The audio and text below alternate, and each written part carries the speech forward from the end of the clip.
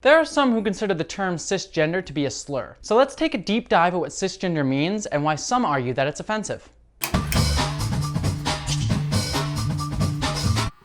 So before we discuss why cisgender might be considered a slur, we first need to understand what the word is and why it came about. Cisgender is defined as, quote, denoting a person whose sense of personal identity and gender corresponds with their gender assigned at birth. This stands in counterpart to transgender, which is defined as, quote, denoting a person whose sense of personal identity and gender does not correspond with their gender assigned at birth. Usually at birth, we are assigned one of two genders, man or woman. We are assigned our genders based on our sex, which is male or female. So if your sex is male, you're typically told you're a man.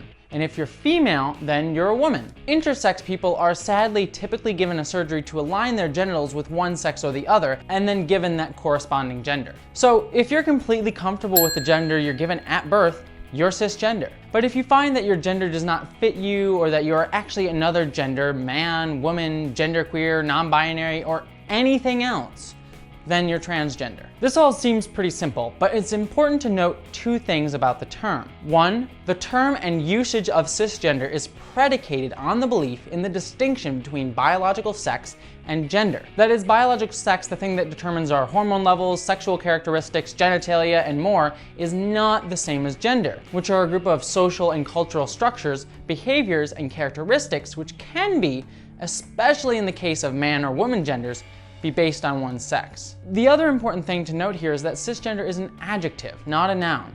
It's a descriptor in the same way that words like tall, short, or small, or big are used. This is why we say someone is a cis woman, 2 words, not a cis woman, 1 word, just as we don't say trans woman, but trans woman. The reason the term cisgender exists is because, without terminology like this, transgender people can easily be otherized. When you talk about women and trans women, or men and trans men, it creates a distinction or comparison between the two. Trans people are constantly asked to quantify or explain our gender. It says that being transgender is something that's not normal, which is demeaning to the trans community. Being trans isn't crazy, weird, or dehumanizing, it's just a different experience from what others may have. Yet it is just a legitimate way to live as any other. That very concept, however, is a point of contention that will come up later. The whole point of using the term cisgender is to create an equal counterpart to transgender. It says that we can be women who happen to be cis or trans,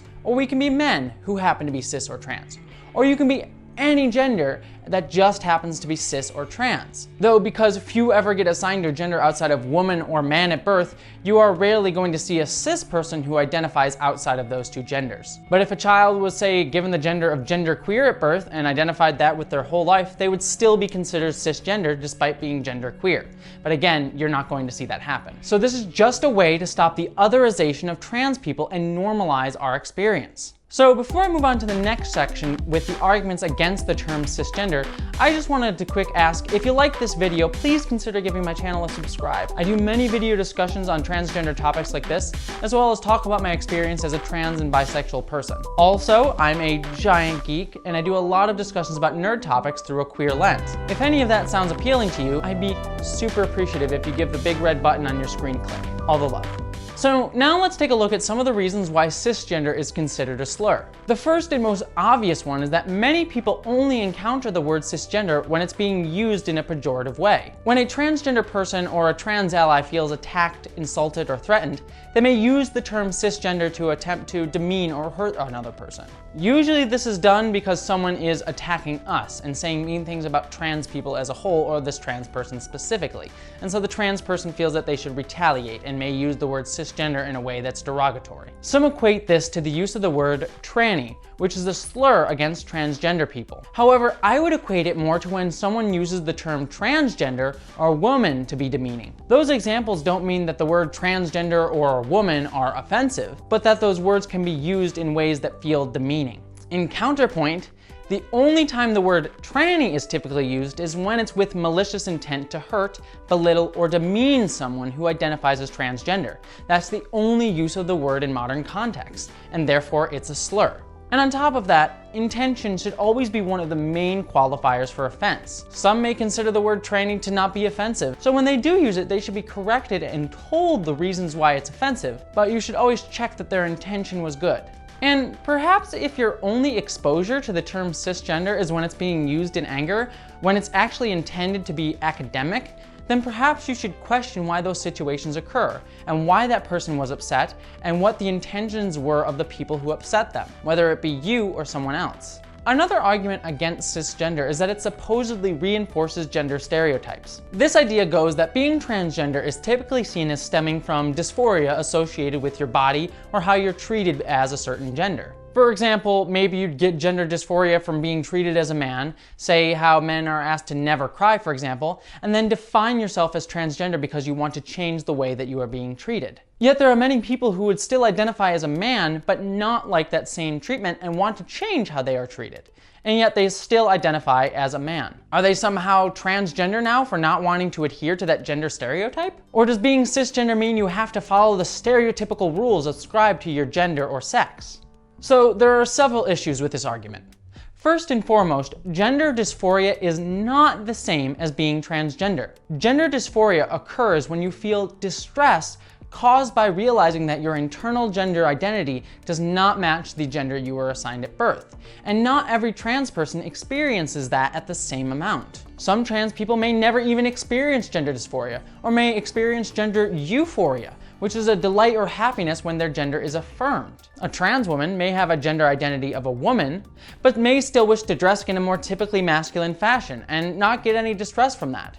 It's the same when a non-transgender woman is a tomboy. Their being a tomboy doesn't invalidate their womanhood, just as a trans woman being a tomboy doesn't invalidate their own womanhood. This is a long way to go about saying that genders have a lot of overlap. Man is not the opposite of woman, and woman is not the opposite of man. Just because men do one thing doesn't mean that women can't do the other thing. That's reductionist thinking that's led to a lot of sexist problems over the years. Additionally, gender is inherently subjective. According to gender theory, gender is a social construct, and as such is subject to how one views that social construct. We are not all inherently tied to preconceived rules of behavior. If you were born a man and identify as a man your whole life, that's awesome. But that doesn't mean that you have to fulfill some stereotype of what being a man is just to prove your manhood. You're just a man, and you have manhood. Hey, great, good for you. So being trans or cis has zilch to do with reinforcing gender stereotypes. It's all about checking in with and understanding your own internalized view of your gender, and then, if need be, making changes to your body or behaviors that best make you happiest. That's the distinction between gender identity and gender expression. Identity is internal, expression is the way you express that internal identity. Another problem that people have with cisgender is that it qualifies someone's gender against their will. This is kind of what we were talking about in the last point, and what we are going to talk about in the next point, just more abstractly. There are some who believe that the term cisgender puts some sort of qualification on one's gender, and gives them a boundary that they can't cross, or defines them in a way that they don't like. They just wish to say that they're a man or a woman, and not have to put any terms or limits on it in any way. Or they feel like cisgender is someone else trying to forcibly put their definitions onto them. And to a degree, I kind of understand this feeling. I too have mixed feelings about all these labels that we have today. Sometimes I feel that they're too rigidly defining us and force us into tiny boxes that we don't want. Labels should just be tools to help us understand ourselves, and then give others a shorthand to understand us, not be used by someone else to define us. But sadly, the state of today's world means that we can't just assume everyone faces society and the world equally. And as such, we need to talk about how different people are affected differently by the same things. Using these labels helps give us more specific and understandable definitions of the world. Maybe one day we can all just exist and be and not have to worry about labeling ourselves. But sadly, as cisgender man Aragorn said, "But it is not this day!" Also, the term cisgender actually does not put a limit on you in any way, shape, or form. Cis people, like trans people, can be anything you want to be or feel like you are. There's no limit other than you're either not cis or not trans. And if you don't believe yourself to be transgender, then what's the issue? That's the only limit being put on you, and you shouldn't even care. Honestly, to me, whenever I see this argument come up, it's just a superficial thing meant to deflect away from a deeper issue or problem that people have with trans people in general. Specifically with the next point that we're going to discuss. And this one's gonna be the longest one and the one that I have the most emotions about. So another reason that cisgender is considered a slur is because people reject the very idea that there is a distinction between gender and sex. Many who hold this view do so because they hate transgender people and therefore reject the term cisgender out of hand because it's an attempt to normalize transgender people in society. As they see transgender people as subhuman or somehow less than, then of course they're going to reject terminology that tries to put us on equal footing with our non-transgender counterparts. And I'm not even going to attempt to find a legitimate argument against these beliefs because it's just disgusting on its face. Trans people are humans and we exist, and our experiences are every bit as valid as a non-transgender person's. We deserve basic respect, even if you disagree with certain ideologies. Yet the rejection of the distinction between gender and sex gets even more complicated when viewed through a feminist lens. There are some people who consider themselves to be radical feminists who also refuse to believe gender theory.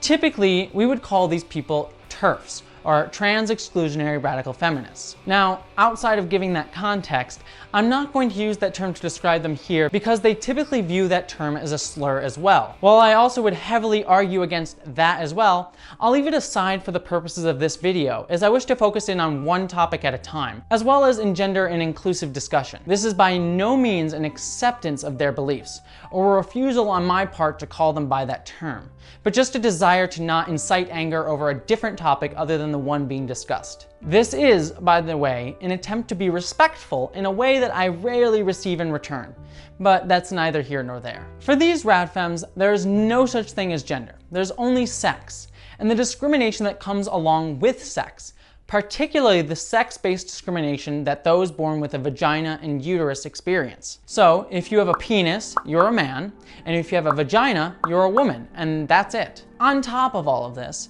if you're a man, then you most likely contribute to a patriarchal society and therefore are a sex-based oppressor. If you're a woman, you are a victim of this patriarchal oppression because of your sex. So in this conceptual model, since there is no gender, there is no room for transgender people and therefore no cisgender. You're either born with a penis, so a man, or born with a vagina, therefore a woman. To them, trans women are just men who have fetishized women's victimhood, or at the very least, womanhood in general, and attempting to join that group. Trans men are just women who are attempting to abandon their sex-based oppression altogether instead of fighting it. Under this belief, trans women are just men trying to invade women's spaces, and as trans women do not face the same sex-based discrimination that they do, such as certain reproductive rights issues or having been socialized as a woman since birth, we effectively erase them from necessary discussions because we do not face them ourselves. To their mind, if trans women keep entering discussions of women's rights, we devalue the need to stop sex-based discrimination because less women would face these issues. So when the term cisgender is thrust upon these radfems, it's effectively seen as tantamount to an attempt to ignore the very discrimination that is central to their ideology. This is a very complicated ideology to break down. The first thing that I would bring up is that, as a trans woman, I can be in a women's only space and speak about women's issues when they affect me, and I also know how to shut the hell up when they don't. I don't have a right to talk about women's reproductive rights,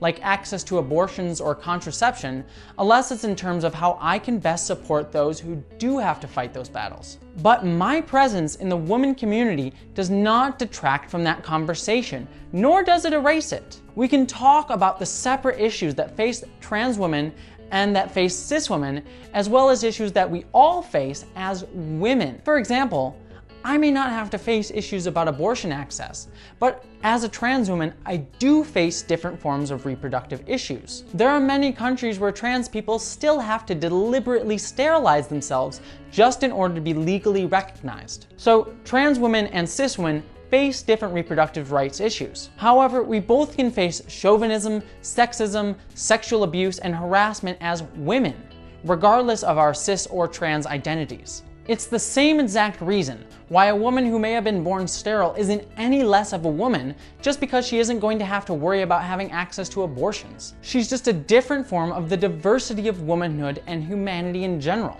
just as trans women are a different form of the diversity of womanhood and humanity in general as well. This is why I always argue to have distinctions within a community while also recognizing the larger community as a whole. It's the same reason that I argue we need to have different labels within the queer community, like gay, lesbian, bisexual, asexual, but still need to have a sense of unification as a community, best exemplified, in my opinion, by the word queer. I may be bisexual and you may be a lesbian, but we're both queer. The same goes for this. I'm trans, you may be cis, but we can both be women.